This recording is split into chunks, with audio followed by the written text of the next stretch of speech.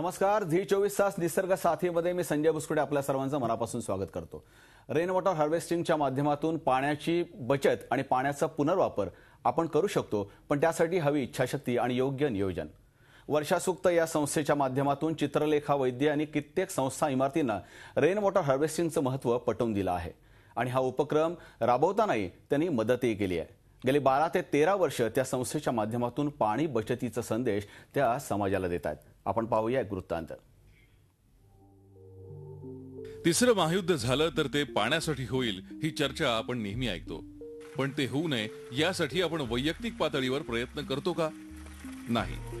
मी एकट्यानं असं किती पाणी वाचवणार आणि त्याचा असा कितीसा फायदा होणार असा बेफिकिरी विचार आपण करत असतो. पण थेंबे थेंबे तळे साचेप्रमाणेच तुमच्या एकट्याच्या प्रयत्नातून मोठा फायदा होणार आहे. तुम्ही स्वतः ही सुरुवात केली तर तुमचं अनुकरण निश्चितच सजग नागरिक करतील. प्रत्येक प्रॉब्लेमच्या दृष्टीने एक युनिक सोल्युशन डिझाईन केलं आणि त्या ठिकाणी ती प्रोजेक्ट्स इम्प्लिमेंट करत गेलो. आणि आम्हाला सांगायला अतिशय आनंद होतो की या टेक्नॉलॉजीचं या विषयात काम करताना अतिशय चांगले अनुभव आले की त्या लोकांचे पाण्याचे प्रश्न सुटत गेले, विजेचा प्रश्न सुटत गेला. रेन वॉटर हार्वेस्टिंगमुळे फक्त पाण्याचीच बचत होते असं नाही, त्या माध्यमातून आणखीही कितीतरी समस्या तुम्ही टाळू शकता. वर्षा सुक्त संस्थेच्या माध्यमातून तुमच्या गरजेनुसार पाण्याच्या बचतीचे, वीज निर्मितीचे आणि किचन वेस्ट या मोठ्या समस्येवर तुम्हाला उपाय दिले जातात. बोर आहे, त्याची जमिनीपासून वॉटर लेवल वाढलेली आहे, अशा बऱ्यापैकी आम्हाला त्याचे फायदे झालेले आहेत. त्याचप्रमाणे आपण जे प्रॉपर्टी टॅक्स कॉर्पोरेशनचं भरतो ते सर्टिफिकेट दाखवल्यामुळे आम्हाला तिथे 50 रेन वॉटरचा जो उपक्रम आहे आमच्याकडे केलेला तसाच वेगवेगळ्या ठिकाणी वेगवेगळ्या सोसायट्यांमध्ये जर राबवला तर त्याचा सगळ्यांना जास्तीत जास्त फायदा होईल आणि भविष्यातली पाणी टंचाईची जी आपली समस्या आहे ती खूपच प्रमाणामध्ये आटोक्यात येईल असं मला वाटतं. याच माध्यमातून आपल्या सोसायटीत पाणी बचतीचा संदेश तुम्ही दिला तर तुमच्या भविष्यातली मोठी समस्या चुटकी सरशी सुटेल. अरुण मेहत्रे, झी मीडिया, पुणे. नमस्कार. झी 24 तासच्या निसर्ग साथीमध्ये पुन्हा एकदा आपल्या सर्वांचं मनापासून स्वागत. आपल्याबरोबर आज आपण महत्त्वाच्या विषयावर चर्चा करणार आहोत. हा जो महिना आहे पाणी टंचाईचा महिना आहे आणि संपूर्ण राज्याला पाणी प्रश्न त्या ठिकाणी ग्रामीण विभागामध्ये आणि शहरांमध्ये भेडसावतोय. याविषयी चर्चा करण्यासाठी वर्षा सुक्त या संस्थेच्या चित्रलेखा वैद्य आपल्याबरोबर आहेत. आपलं मनापासून स्वागत. मला सांगा, रेन वॉटर हार्वेस्टिंग हा नेहमी चर्चेचा विषय असतो. मुळामध्ये रेन वॉटर हार्वेस्टिंग म्हणजे पर्जन्य मापन असं आपण जे म्हणतो त्या संदर्भामध्ये काय सांगता येईल, काय व्याख्या करता येईल? रेन वॉटर हार्वेस्टिंग म्हणजे मुळात जिथे जिथे जेवढा पाऊस जितक्या प्रमाणात पडतो, जितक्या काळासाठी पडतो, त्या पावसाच्या पाण्याचा योग्य प्रकारे साठवणं, जमिनीमध्ये जिरवणं आणि विविध इतर टेक्निक्सच्या माध्यमातून जेव्हा पाऊस नसेल त्या काळासाठी त्या पाण्याचं योग्य नियोजन करणं. पर्जन्य संधारण किंवा रेन वॉटर हार्वेस्टिंग हे एकदम खूप असा फेमस असलेला शब्द आहे. हे करत असताना प्रामुख्यानं असं वाटतं की फक्त शहरी विभागांमध्येच होऊ शकतं, ग्रामीण विभागात होत नाही. थोडीशी व्याख्या सांगा की कशा पद्धतीने याची पूर्ण क्रिया केली जाते. रेन वॉटर हार्वेस्टिंग म्हणजे बेसिकली जिथे जिथे पाऊस पडतो, ज्या प्रमाणात पडतो, मग ते लडाख असेल, मग ते वाळवंट असेल, तो शहरी भाग असेल, ग्रामीण भाग असेल, जिथे जिथे मनुष्य वस्ती, जिथे जिथे पाण्याची गरज आहे आणि जिथे पाऊस पडतो त्या प्रत्येक ठिकाणी रेन वॉटर हार्वेस्टिंग आपण करू शकतो. मग त्याचं टेक्निक वेगळं असेल की शहरी भागामध्ये जिथे जागा नाही आहे, जिथे प्रत्येक ठिकाणचं रॉक स्ट्रक्चर वेगळं आहे, तर त्या ठिकाणी रेन वॉटर हार्वेस्टिंगचं टेक्निक वेगळं असेल. किंवा ग्रामीण भागामध्ये जिथे ऍप्लिकेशन वेगळं आहे, मी शेतीसाठी हवं किंवा पिण्याच्या पाण्यासाठी हवं किंवा कारखान्यांमध्ये असेल तर त्यांच्या प्रोसेससाठी हवं, तर प्रोसेससाठी कशा प्रकारचं पाणी हवं. आम्हाला असं वाटत होतं की रेन वॉटर हार्वेस्टिंग हे फक्त घरासाठीच उपयुक्त आहे. मला एक साधं उदाहरण सांगा. माझं 4 मजल्याचं घर आहे, या घरासाठी मला रेन वॉटर हार्वेस्टिंग करायचंय, तर कशा पद्धतीने ते संपूर्ण आपलं जे आहे तंत्रज्ञान त्या ठिकाणी करता येतं?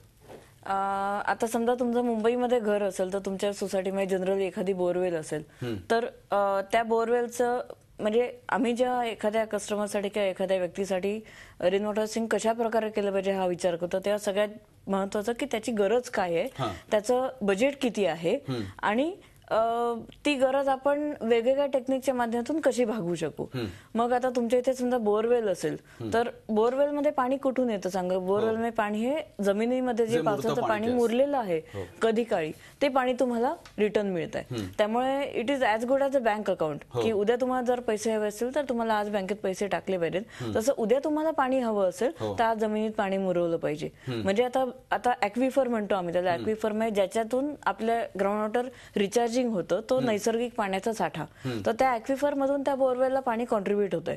त्यामुळे आपण काय करतो रेन वॉटर हार्वेस्टिंग म्हणून, की त्या ॲक्विफरचं स्ट्रेंथनिंग करतो. त्या ॲक्विफर मला असं थोडं सोप्या भाषेत सांगा ना, की समजा असं छतावर पडणारं पाणी आम्हाला त्या बोरवेलमध्ये सोडायचंय, काय करावं लागेल? साधी गोष्ट म्हणजे एकतर तुमच्याकडे अंडरग्राऊंड टँक असते. आपण रेन वॉटर हार्वेस्टिंग आता सोसायटीसाठी जनरली कसं करतो सांगते, की तुमच्याकडे एक शॉर्ट टर्म उपाय आहे की पावसाचे 4 महिने, तर पावसाचे 4 महिने तुम्हाला तुमच्या टाकीतून पाणी मिळालं पाहिजे आणि मग त्याच्यातून जे सरप्लस वॉटर आहे, जे जास्तीचं पाणी आहे, ते तुम्ही जमिनीत मुरवा. आता आपल्याला पाणी किती मिळतं सांगते, साधारण जमिनीमध्ये कसं मुरवतात पण ते रेन वॉटर हार्वेस्टिंगच्या माध्यमातून? समजा छतावर पावसाचं पाणी पडतंय, छतावरनं पाणी ते वाहून जाणार, नदी नाल्यामध्ये जाणार, तर ते रेन वॉटर हार्वेस्टिंगनी बोरवेलमध्ये कसं आपण ते चार्ज करतो? आपण जेव्हा शहरी भागात करतो ते आपण फक्त रूफटॉप वॉटरचा विचार करतो, कारण त्या पाण्याची क्वालिटी मेंटेन करता येते. जमिनीवरच्या पाण्यात वेगळ्या प्रकारचं कंटामिनेशन असतं, त्यामुळे त्याला वेगळी प्रोसेस लागू शकते जी खर्चिक होऊ शकते आणि जी मेंटेन करणं कठीण होते. पण छतावरच्या पाण्याचं जर आपण हार्वेस्टिंग करायचं म्हटलं तर फक्त गच्ची क्लीन ठेवा.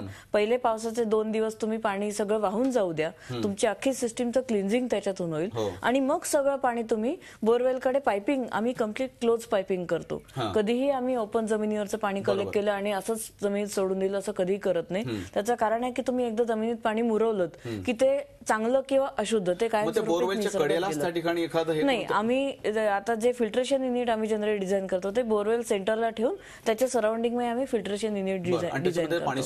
म्हणजे त्याच्यात वेगवेगळं फिल्ट्रेशन मटेरियल ऍड करतो, फिल्टर कन्स्ट्रक्ट करतो, त्यात मटेरियल वेगवेगळं ऍड करतो. प्रत्येक मटेरियलचं कार्य वेगळं असतं, की काही मटेरियल हे पाण्यात डिझॉल्व्ह झालेले गॅसेस. आपण आपल्याबरोबर रवींद्र कुडाळकर नाशिकवरून आहेत, ज्या प्रत्येक कार्यक्रमात आपल्यामध्ये सहभागी होत असतात. महाराष्ट्रातले अनेक लोक यामध्ये सहभागी होत असतात. रवींद्रजी बोला, आपला प्रश्न विचारा चित्रलेखाना. नमस्कार. निसर्ग साथीच्या या उपक्रमातून आज रेन वॉटर हार्वेस्टिंगची खूप छान माहिती दिली जात आहे. मॅडमना मला असं विचारायचं आहे की पाणी बचत आणि जलसाक्षरता याचा हा रेन हार्वेस्टिंगचा उपक्रम शहरांमध्ये राबवताना, सोसायट्यांमध्ये राबवताना लोक सहभागाचा प्रतिसाद कसा असतो आणि हाच उपक्रम ग्रामीण भागामध्ये पण अधिकाधिक राबवण्याची गरज आहे, याबद्दल आपली काय कल्पना आहे, काय आयडियाज आहेत? धन्यवाद. रवींद्रजी, आपला प्रश्न तोच आहे की ग्रामीण विभागामध्ये आणि शहरी विभागामध्ये कशा पद्धतीने प्रतिसाद त्या ठिकाणी मिळतो? शहरी विभागामध्ये दुर्दैवाने अजूनही मुबलक प्रमाणात पाणी उपलब्ध आहे, जे ॲज गुड ॲज फ्री आहे. त्यामुळे त्या पाण्याची किंमत नाही आणि म्हणून लोकांना जिथे कंपल्सरी केलं जातं तिथे लोक नाईलाज म्हणून करतात किंवा बिल्डर्सना त्याशिवाय एनओसी मिळत नाही म्हणून बिल्डर्स करतात. पण त्यामुळे कामाची क्वालिटी त्यात मेंटेन होत नाही किंवा या विषयात काम करणारे तज्ज्ञ व्यक्ती खूप कमी आहेत. त्यामुळे कोणीतरी मिसगाईड करतात, चुकीचं टेक्निक वापरलं आणि मग ते कधी कधी फेल होऊ शकतं. ग्रामीण विभागामध्ये गरज इतकी जास्त आहे की जर त्यांच्या बजेटच्या आवाक्यात ते जर टेक्निक असेल ते, आणि आम्ही अगदी 10 म्हणजे 10,000पासून ते 1 कोटीपर्यंत सोल्युशन देऊ शकतो. मग कुठलं टेक्निक तुम्हाला आणि स्टेजेस मध्ये करू शकतो की यावर्षी आम्ही इतके स्पेंड करू, पुढच्या वर्षी दुसऱ्या एरियात दुसरं टेक्निक घेऊ आणि सेकंड फेज करू, थर्ड फेज करू. पर्यावरण प्रेमींना मला सांगायला आवडेल या ठिकाणी, आणि आपल्याला सांगितल्यानंतर कदाचित धक्का बसेल की आपल्याला जे पिण्याचं पाणी मिळतं त्याची किंमत ही खूप मोठ्या प्रमाणात असते आणि रेन वॉटर हार्वेस्टिंगच्या माध्यमातून जर आपण पाणी वापरलं त्याची किंमत खूप कमी प्रमाणात असते. नगरपालिका साधारणतः 1 लिटरला किती खर्च करते? आपण ज्या इन्फ्रास्ट्रक्चरचा विचार करतो त्यानुसार कुठेतरी धरण बांधणं, तिथून एक पाईपलाईन येते, ती ट्रीटमेंट प्लॅन मध्ये जाते, ट्रीटमेंट प्लॅन म्हणून एलिव्हेटेड सर्व्हिस रिझर्व्ह लिटरला किती खर्च येतो?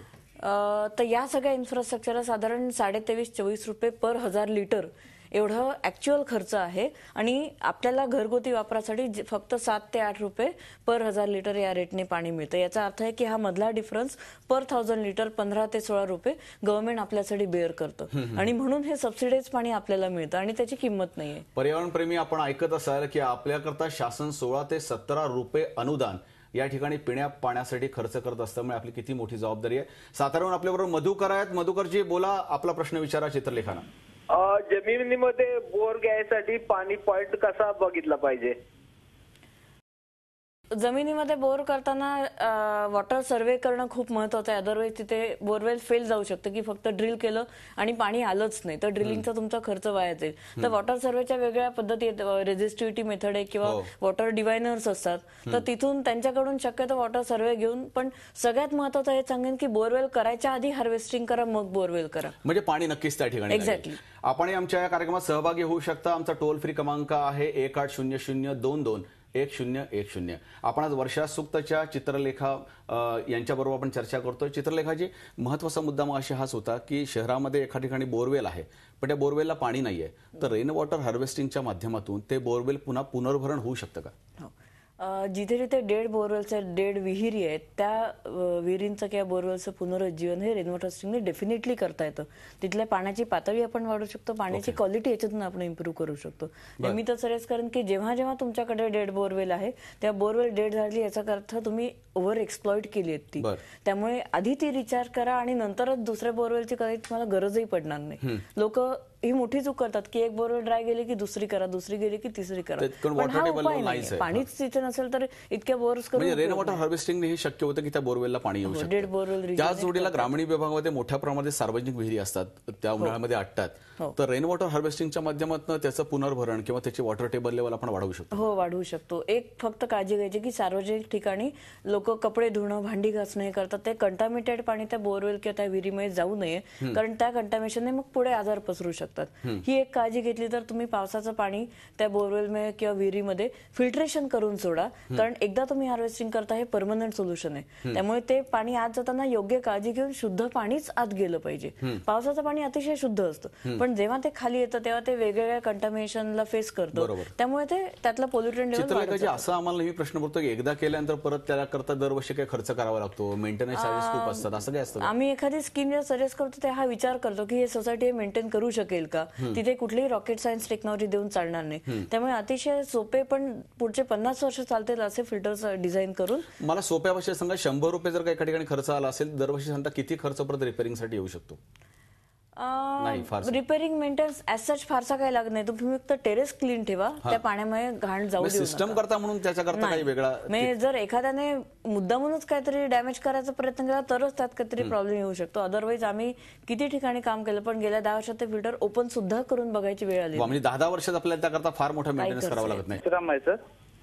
सर मला असं विचारत होते की शेतामध्ये रेन हार्वेस्टिंग करता येते का सर? शेतामध्ये रेन वॉटर हार्वेस्टिंग करता येतं. ग्रामीण विभागातला महत्वाचा प्रश्न आहे, परशुरामने विचारलेला आहे. अतिशय चांगला प्रश्न आहे, पण याच्यामध्ये जर 4 ते 5 शेतकरी एकत्र आले तर त्यांनी एकत्र येऊन एक शेत तळ करावं, त्याच्यात पूर्ण 5 शेतांचं पाणी जिरवावं आणि तुमच्याकडे जर बोरवेल विहीर असेल तर त्याच्यात तुम्ही रिचार्जिंग करा. तुम्हाला डेफिनेटली नेक्स्ट इयरला त्याचा फायदा मिळेल. निसर्ग साथीमध्ये परशुराम, जर का आपल्याला याविषयी मार्गदर्शन हवं असेल तर चित्रलेखाजी नक्कीच निसर्ग साथीच्या माध्यमातून आपल्याला देतील आणि 4-5 शेतकऱ्यांच्या माध्यमातून वेगळं उदाहरण आपण ग्रामीण भागामध्ये करू शकाल. महत्वाचा चित्रलेखाजी नेहमीच हा प्रश्न येत असतो की अशी एखादी सोसायटी मुंबई शहरामधली आहे किंवा मोठ्या शहरांमधली आहे, सांगू शकाल की ज्या ठिकाणी पाण्याचा मोठा खर्च उन्हाळ्यामध्ये येत होता आणि तुमच्या एका नवीन योजनेमुळे त्या ठिकाणी आता खर्च तो येत नाही आणि लोकांना पाणी मिळतं? आम्ही कितीतरी ठिकाणी असे प्रोजेक्ट करतो आणि थोडं चित्र पालट आहे, लोक पॉझिटिव्ह विचार करायला लागलेत. त्यामुळे साधारण 1-1.5 लाख त्यांनी खर्च केला त्या प्रोजेक्टसाठी, सोसायटीसाठी. अगदी छोटी सोसायटी तर साधारण 1-1.5 लाखापर्यंत खर्च येतो. त्याचंही महत्वाचं कारण की प्रत्येक ठिकाणी कॉन्क्रिटिंग केलेलं असतं, त्यामुळे पायपिंग अंडरग्राऊंड करायला लागतं, म्हणून त्या प्रोजेक्टचा खर्च वाढतो. जर तिथे माती असेल, ग्राउंड असेल तर नक्की या प्रोजेक्टचा खर्च खूप कमी होऊ शकतो. किती फ्लॅट करता असणारी स्कीम आहे साधारणतः? तुम्ही अगदी 5 फ्लॅट पासून 5000 1-1.5 लाखाचा खर्च येणारे साधारणतः किती फ्लॅट? 1-1.5 लाखाचा खर्च असली साधारण एक 4 मजली तुम्ही एक 15-16 फ्लॅट्स असतील तर साधारण 1.5-2 लाखापर्यंत ते प्रोजेक्ट होऊ शकतं. म्हणजे अगदी 1 लाखापासून 2 लाखापर्यंत. तिथे प्रत्येक सिस्टीम वेगळी असते. कारण चित्रलेखाजी आपल्याबरोबर महाडवरून राहुल बोलतात. राहुल, आपला प्रश्न विचारा. मॅडम सर नमस्कार. मॅडम नमस्कार. नमस्कार मॅडम, आमचा प्रश्न असा आहे की कोकणात आमच्या काही भागात पाणी टंचाई आहे, तर त्याच्यासाठी आम्ही काय उपाययोजना करू शकतो? राहुलने विचारलेला प्रश्न अत्यंत महत्वाचा की कोकणामध्ये फार मोठ्या प्रमाणामध्ये पाणी टंचाई आहे आणि त्याविषयीचं उत्तर चित्रलेखाजी देणार. आपल्याला राहुलने कोकणातनं महाडवरून प्रश्न विचारला होता की कोकणामध्ये खूप मोठ्या प्रमाणामध्ये पाणी टंचाई असते, त्याला कसं सामोरं जायचं, याचंही उत्तर आपल्याला मिळेल. तत्पूर्वी शमशुद्दीन आपल्या बरोबर आहेत, हे मिरजवरून आहे. शमशुद्दीन, आपला प्रश्न विचारा. Good afternoon. नमस्कार. नमस्ते साहेब. बोला, प्रश्न विचारा आपला. माझा प्रश्न हा बोला. रेन वॉटर हार्वेस्टिंग आपण किती केलेलं आहे ते आपण कसं समजून घ्यायचं? रेन वॉटर हार्वेस्टिंग आपण पाणी किती मुरवलेलं आहे बोरवेल मध्ये ते आपल्याला कसं कॅल्क्युलेशन कसं करायचं, शमशुद्दीनचा हा प्रश्न आहे. तत्पूर्वी पण राहुलच्या प्रश्नाचं पहिलं उत्तर देऊया. अतिशय महत्वाचा प्रश्न आहे. कोकणामध्ये प्रचंड पाऊस पडतो. ठाण्यामध्ये 3,500 mm पाऊस पडतो. त्याहीपेक्षा जास्त कोकणात पडतो, पण तो वाहून जातो. कारण ते पाणी धरून ठेवण्यासाठी मातीची एवढी झीज झालेली आहे की पाणी धरून ठेवण्यासाठी आज तिथे मातीच अवेलेबल नाही. तर सगळ्यात महत्वाचं की प्लांटेशन अशा प्रकारे करा की ते पाणी वाहून जायचं स्पीड कमी होईल. जेवढा स्पीड कमी होईल तेवढं ते पाणी मातीमध्ये मुरण्यासाठी वेळ मिळेल. ती झाडाची मुळं पाणी धरून ठेवतात. त्यामुळे हे अतिशय महत्वाचं आहे. आणि दुसरं महत्वाचं की ग्राउंड वॉटर रिचार्जिंगला पर्याय नाही. मग त्याकरता डोंगरामध्ये चर खणणं ज्याला कंटूर म्हणतो त्या माध्यमातून मॅपिंग करणं. बरोबर. कारण जिथे स्टीप स्लोप आहे त्याला 90 डिग्री परपेंडिक्युलर असं आपण कंटूर मॅपिंग करून तिथे बेसिकली वाहत्या पाण्याचा स्पीड कमी करा. आपण उदक चालवावं युक्ती म्हणतो की वाहते पाणी धावते करावे, धावते पाणी थांबते करावे, की स्पीड कमी करा. तेवढं फील्ड पाणी जास्त मुरेल आणि तितकं तुम्हाला उपयोग जास्त होईल. राहुल, याविषयी आपल्याला जर का अधिक माहिती नंतर हवी असेल तर चित्रलेखांशी आपण संपर्क करू शकता आणि आपल्या प्रश्नाचं उत्तर आणि मार्गदर्शन आपल्याला मिळेल. शमशुद्दीन यांचं ते म्हणणं होतं की कशा पद्धतीने वॉटर लेवल जे कमी होते ते आपल्याला कसं कॅल्क्युलेशन बद्दल विचारलं. सिंपल कॅल्क्युलेशन तुम्हाला असं करता की तुमच्या इथे किती पाऊस पडतो. साधारण समजा 3.5 मीटर पाऊस पडतो तर 3.5 मीटर पाऊस तुमच्या गच्चीचा एरिया किती, समजा 100 स्क्वेअर मीटरची गच्ची आहे आणि साधारण 10% लॉसेस होतात. त्यामुळे 90%. तर 3.5 मीटर गुणिले 100 स्क्वेअर मीटर आणि गुणिले 90% एवढं क्युबिक मीटर पाणी मिळेल. ते क्युबिक मीटर इंटू 1000 म्हणजे एवढे लाख लिटर. म्हणजे साधारण 3.5 मीटर गुणिले 100 झाले 350 आणि त्याचं 90% आपण म्हणू की 350 क्युबिक मीटर म्हणजे साधारण 3.25 लाख लिटर एवढ्या मोठ्या प्रमाणामध्ये मिळतं. आपल्याला अत्यंत वेळ कमी. चित्रलेखाची महत्वाचं सांगा की आपण इथून अभ्यास करायला इस्रायलला जातो जिथे कमीत पाऊस पडतो, सर्वात जास्त पाऊस आपल्याकडे पडतो. कशा पद्धतीने दोन्ही देशांमधला फरक आहे? इस्रायलमध्ये साधारण 10 सेंटीमीटर म्हणजे 4 इंचच्या आसपास पाऊस पडत असेल. चेरापुंजीमध्ये 11,000 mm पाऊस पडतो आणि तरीही चेरापुंजीमध्ये उन्हाळ्यात टँकर्स मागवावे लागतात. त्यामुळे प्रश्न हा नियोजनाचा आहे, प्रश्न पाण्याच्या उपलब्धतेचा नाहीच आहे. प्रश्न हा नियोजनाचा आहे, पाण्याच्या उपलब्धतेचा नाही. तर चेरापुंजी आणि आपण पाहिलं इस्रायल या दोन देशांची तुलना केली तर आपल्याकडे नियोजन नाही. आणि हे नियोजन केलं आणि रेन वॉटर हार्वेस्टिंगच्या माध्यमातून आपण नक्कीच भविष्यामध्ये एक समृद्ध अशा पद्धतीचं एक पाण्याचा प्रश्न तर सोडवू शकतो आणि देशही समृद्ध सुजलाम त्या ठिकाणी करू शकतो. चित्रलेखाजी, आजच्या कार्यक्रमात आपण सहभागी झाला त्याबद्दल आपले मनस्वी आभार. आणि निसर्ग साथी या झी24 तासच्या अभिनव उपक्रमामध्ये आपण नेहमीच सहभागी होत असता. आपण जर का वेगळं काही करत असाल तर निश्चित आम्हाला कळवा. आमचा ईमेल आयडी आहे nisargasaathi@gmail.com आणि 9869440185 या दूरध्वनी क्रमांकावर आपण संपर्क साधू शकता आणि या कार्यक्रमात सहभाग घेऊ शकता. निसर्ग साथी हे झी24 तासचं पुढचं असणार एक पाऊल भविष्यामधील समृद्ध भारताला अधिक सशक्त आणि सुजलाम सुफलाम करेल हीच प्रार्थना. पुढच्या वाटचालीसाठी मनपूर्वक शुभेच्छा. पुन्हा भेटूया झी24 तास निसर्ग साथीच्या पुढच्या भागात एका नवीन विषयासह. नमस्कार.